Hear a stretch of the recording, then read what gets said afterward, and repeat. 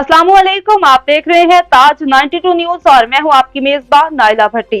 सबसे पहले शामिल करते हैं आज की अहम खबर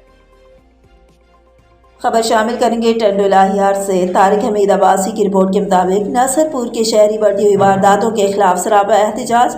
मेहरान चौक पर शहरियों का धरना। शहर का अमन खराब करने वाले चोरों को फौरी तौर पर गिरफ्तार करने का मुतालबा। SHO को मुअत्तल करने का भी मुतालबा।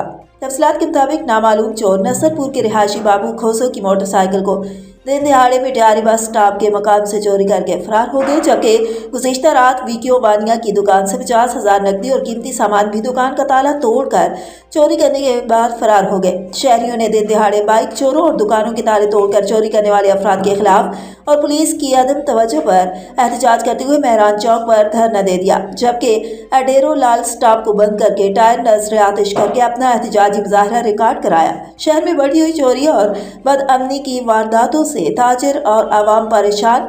मुजाहिरीन ने कहा कि जब चोरी हो जाती है तो पुलिस कहती है कि हमारी हद नहीं, जिस पर शहरियों ने DIG हैदराबाद SSP टंडोला हियार से मुतालबा किया कि नसरपुर के आवाम और ताजिर बिरादरी चोरों के हाथों गैर महफूज हो चुकी है, लिहाजा महकमे पुलिस फौरी तौर पर चोरों के खिलाफ ग्रैंड ऑपरेशन करके चोरों को पकड़ा जाए और शहर के अमन को बहाल रखने में पुलिस अपना किरदार अदा करे।